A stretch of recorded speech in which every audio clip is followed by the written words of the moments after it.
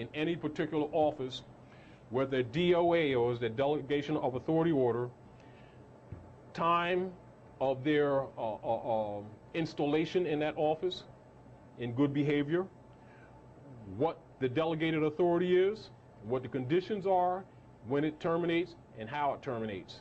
And that's all the time in government. Do you understand? Particularly in a Republican form of government, which is why we established this republic. Do you understand?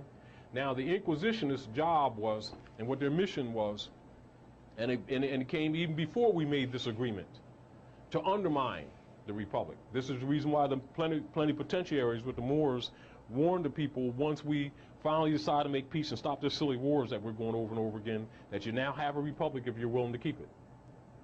And now you have a whole bunch of grown people in grown bodies with the mentality of little boys and girls that keep calling this a democracy, and as soon as they say that, they lose their political birthright. As soon as you agree to that, without a challenge, you've given up your political birthright and you've agreed to a fraudulent jurisdiction. Now, so what that makes you is booty and prize to organized criminals who will tell you to your face that this is a democracy and you haven't challenged it. No different if they call you Negro, black, and colored and you didn't challenge it. It's assumed. If it's assumed and you don't object, it stands. Do you understand? This is another reason why anything relative to the rights of people is made in a public declaration. So you must make a public declaration of your independence from the fraud, as well as your declaration of your allegiance to the principles of civilized government. Do you understand? And so even like when like children say, I pledge allegiance to the flag of the United States of America and to the republic for which it stands. All right, that's cliche to most people. However, it means more than what they think it means. Do you understand? Now, that's those who pledge allegiance to the peace between the Moors and the European nations in here and establish this government of amity and peace and to do commerce in this Moorish empire. Do you understand? What they did is overthrew it. Six and Chestnut, and they took the nationality and birthrights away from the Moors, and different Moors were in government. They told them step down or die. Do you understand? And they instituted in 1779 the Negro and the black crap retroactively into the history documents. They started burning documents. They started hiding documents, transferring books into different areas of the countries and into secret societies.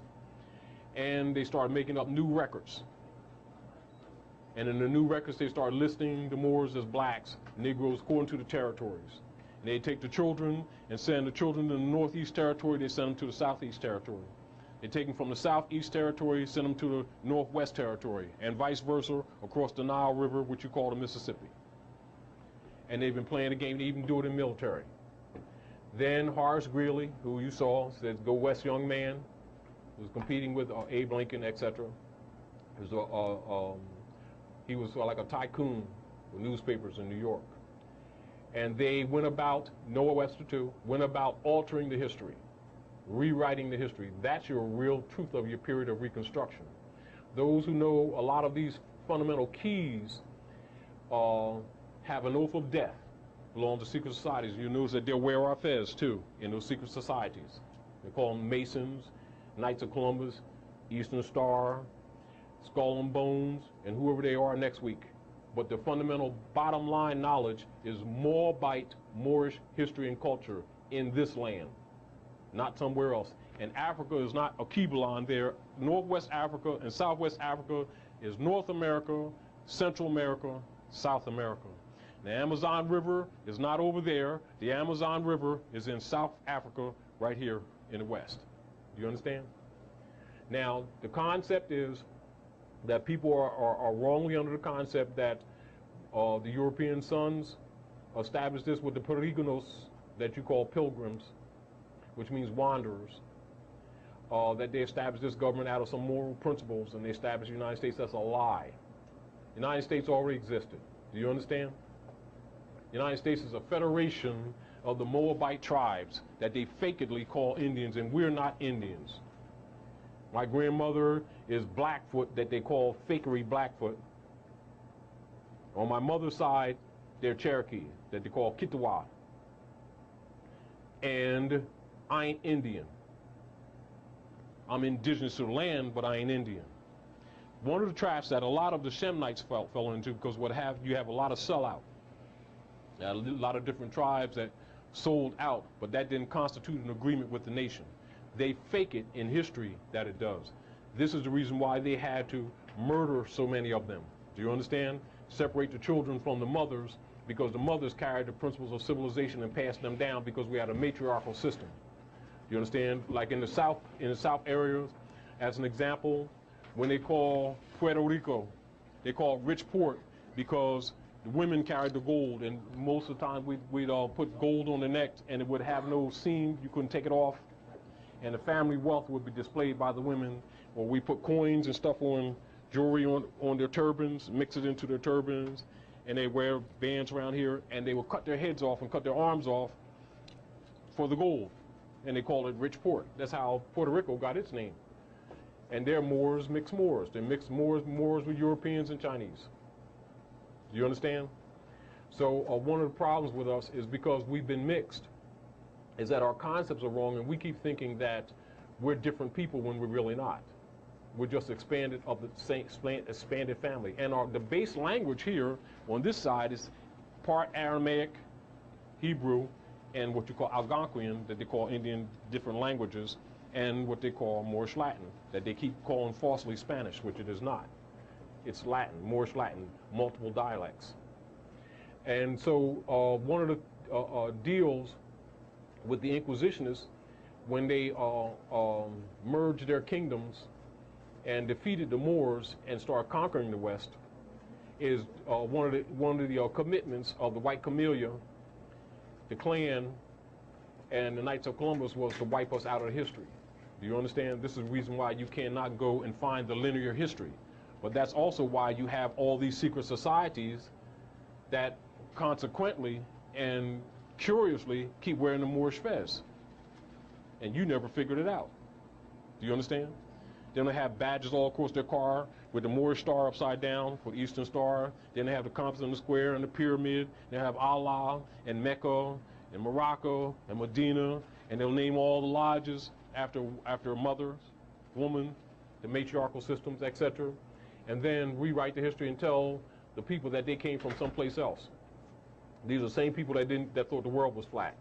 But if you believed it, that's fine.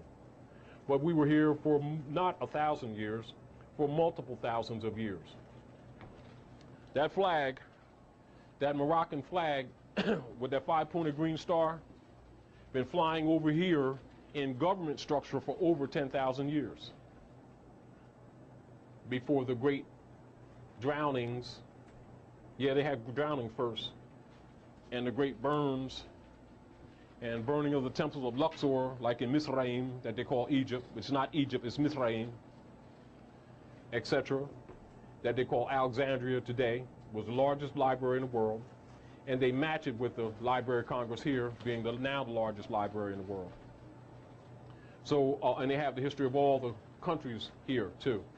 So one of the keys is that Moors cannot be deported. See, it's sort of like one of the conflicts that people have here is that they're in a frame of mind that we're all right and we start from here. And so whenever they go forward, it always becomes jumbled or confusing because it becomes nonlinear, you know, and you're always playing detective. And then nobody's talking. And then those who are talking want to commit you to some kind of oath or want you to sell your life, your arm to them. You know what I mean? Then it's a secret. Get the point? This is the problem that the scholars and the world governments had with Noble Drew Ali, because he came and he stepped on the Roman seal.